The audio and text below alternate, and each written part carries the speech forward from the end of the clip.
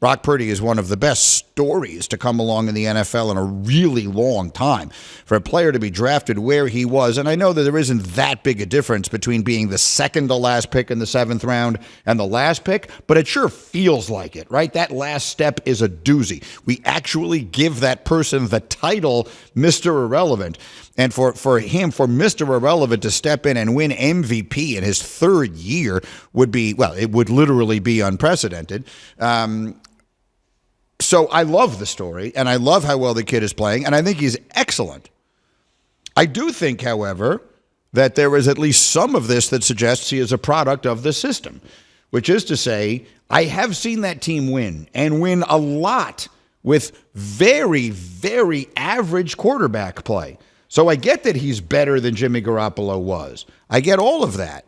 But I think if there's one thing Kyle Shanahan has proven, it's that it's easier to be a good quarterback playing in his offense, and especially with the players he has on that team, than it is in a lot of other places. Is that an unreasonable position to take? It is an unreasonable position Tell to me take. why. So what I did was I looked at the performance of every quarterback that Kyle Shanahan has ever coached, either as a head coach or as a coordinator. Mm-hmm. And whether you look at the quarterback's numbers individually, any metric you'd like to use, or the performance of those offenses at large, Brock Purdy and Brock Purdy's offenses come out number one in everything that matters. And that is inclusive of Matt Ryan in his MVP winning season in 2016. Right. So I don't disagree with you that Kyle Shanahan is a quarterback whisperer and Brock Purdy merely has to color inside the lines. What I'm saying is that he is way better than Jimmy Garoppolo. He's better than Matt Ryan. He's better than RG3, better than Matt Schaub, and better than everyone else that has ever played under Kyle Shanahan. Okay, I hear you, but with the exception of that 1 year for Matt Ryan, you did not just name the greatest quarterbacks of all time. I'm not arguing with you that he isn't better than Jimmy Garoppolo. In fact, I think I just said he's better than Jimmy Garoppolo. However, what I think is worth pointing out is that team won with Jimmy Garoppolo. It is a testament to just how good they are. Not like this. They went to the Super Bowl. They were the 1 seed. How many games did they win that year? The year they wound up in the Super Bowl. 13. Weren't they like 13-3? 13, and they were in another NFC Championship game. They were in, I think, 3 NFC Championship games. They beat the Packers on the road. This team would have been a touchdown favorite against any of those teams. Just because they were good doesn't mean this one isn't great. Well, I mean, this team has 3 losses. They weren't whole in those games, though. They've never lost a game in which they've been whole since he became the starter. Yeah, but you're putting all kinds of things on it now. Like I'm just using like the math. I'm just using the facts. What I'm saying is that if you took, so what you're telling me is that when they don't have Deebo Samuel, or they don't have George Kittle, or they don't have Christian McCaffrey, they don't look the same. That's true of everybody. What I'm saying is he does have Deebo Samuel, he does have Brandon Ayuk, he does have George Kittle, he does have Christian McCaffrey, he does have a, when healthy, completely dominant offensive line. He has an unbelievable defense on the other side that takes a lot of the pressure off what the offense needs to do, and he's got the quarterback whisperer at coach. I'm not trying to diminish what he is doing. You're just saying he isn't the MVP. I don't think he's the MVP. Who is? I think I would vote for Tyreek Hill ahead of him. I think Tyreek Hill is the overwhelming reason that offense is what it is. Interesting. I would vote for Dak ahead of him depending on where they wind up. Now, I mean, San Francisco schmetting them like there was no, as my mother would say, is does not work in that favor. But if they wind up winning that division, I think Dak wins the award Here's the easily. Thing. Like, I don't even disagree with you. Like, I wouldn't vote for Brock Purdy as MVP if the season ended today. Who would you vote for? I would vote for Jalen Hurts. But the reason I wouldn't vote for Brock Purdy isn't because of any of the things for which you're debiting him for. I would vote for other guys or another guy because I think they have been better and responsible for more. But let's not diminish what Brock Purdy has done because San Francisco was successful before. He is the best quarterback they've ever had, and this is the best team they have ever had, and he should deserve at least some credit for that. I know you don't mean they've ever had. You mean in this era. This iteration. Them. Yeah, because San Francisco had Joe Montana and Steve Young. I just want to make sure because people will only hear that and assume that's not what you meant. Nice save. For the last, it feels like it's been a good 6 weeks, I've been getting a lot of, are the Yankees going to get Soto? Are the Yankees going to get Soto? Are the Yankees going to get Soto? And finally, I can answer their question. The answer is yes, the trade has been made. Hembo, for those who don't follow this stuff closely, how would you describe how important this deal is? Incredibly. This is the ultimate go-for-it move. This is the ultimate George Steinbrenner-like move that the Yankees have not made in a generation. Juan Soto it is not hyperbole to say, one of the 5 greatest hitters on the planet right now. He is very likely to be the best left-handed hitter the Yankees have had since Reggie Jackson. Yeah, you heard me correctly. And I think he and Aaron Judge will likely be the best tandem that they've had since Maris and Mantle in the early 60s.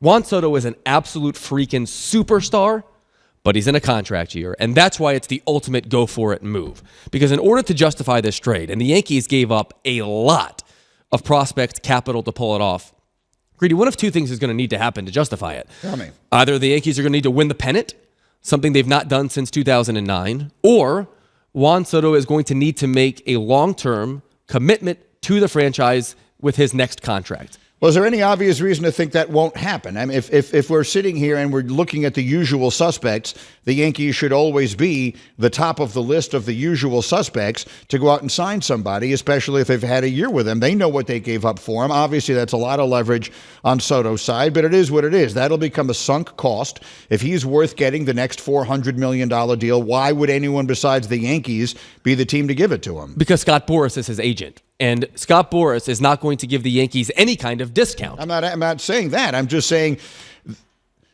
I guess what I'm saying is, if you're going to try and win it this year with him, then you go for that. I would say their chances of bringing him back then become no better or worse based on having had him. So it's literally, you're asking yourself, is it worth it for the 1 year of him what you gave up? It feels like that's what it comes down to. Most definitely, but that's still a substantial risk, because on the other side of town, there's a billionaire running the Mets. He's trying to build a baseball empire over there. Scott Boras isn't going to give the Yankees any kind of discount, like I say. So what you're promised is 1 year of Juan Soto, which is probably something like 5 to 7 more, between 30 and 40 home runs, 100 walks, high-level production. But if you wind up having him walk out those doors at the end of the season, well, not only do you have to look at the trade as being an abject failure if you don't win the pennant, but it also probably means, Greeny, that it will be the end of the line for Brian Cashman. This is not a move that Brian Cashman would have made 1 year ago, but he's hearing it from the fan base. They went 82-80 last season. They were the worst team in their division last season. They've been lapped by practically everybody. Everybody who's younger, everybody who's more athletic. Modern thinkers in the front offices across baseball have caught up to the Yankees. Now their one big advantage is just to outspend people. They have some pitching prospects. They traded him for Juan Soto. They'll pay him $30 million this year. They're going to blow through the luxury tax. That's the one big advantage the Yankees have. This is a Yankees move that they would have made 25 or 30 years ago. So I'm looking at your Twitter feed, and you've got names on here like Ruth and Gehrig, Gehrig and DiMaggio, Maris and Mantle, Jeter and A-Rod, Judge and Soto. You're saying this duo should be that level of good. These are historically great. 2 of the 5 best hitters in the world right now. We're going to be hitting 2 and 3 for the New York Yankees next season. It is not hyperbole to say so. I just want to give you a quick look into how incredibly, historically, ridiculously great Juan Soto is. So baseball at its fundamental core is pitcher versus batter. I want to get you out. I want to avoid the out. Juan Soto avoids making an out better than practically anyone that has ever lived. His on-base percentage, which is another way of saying how often don't you get out, is the highest mark through any player's age 24 season, which is where he is right now, since Frank Thomas. Since Stan Musial. Those are the only 2 guys since World War II to be as good at avoiding outs as Juan Soto is. You're putting him in the same lineup as a guy that hit 62 home runs the last time we saw him healthy in a full season. Yeah, this is one of the best lineup tandems the game has ever seen. I 100% stand alongside Diana. There is no way on earth she made this up. No way. People inside the building are telling her that. Now, what exactly is being said by Zach to whom, that part obviously I don't know. But the fact that there are people inside the building telling Diana that, I guarantee it. I absolutely promise you that.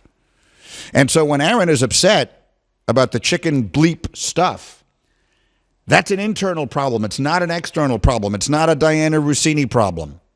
It is exactly what I said. This thing would fall apart without him. The Jets had one adult in the room. One person capable of holding it all together. One true leader. And Aaron Rodgers was it. There are no others. And so in his absence, it was ridiculously predictable that it would turn into exactly this, which is a circus, which is what it has become. This is a season that cannot end fast enough. Yeah, I had a very similar experience to this yesterday, actually, because I have 2 15-month-old girls at home, and they were fighting over a wooden spatula, and so I had to take it from them, and they wound up both crying. What I did is no different than what the Jets are doing now, because that's what we're talking about here. I mean, to call it high school level stuff is greatly adding to the credibility of this thing. The Jets are a disaster. This is a mess. And Aaron Rodgers, candidly, by what he's saying, isn't making it any better.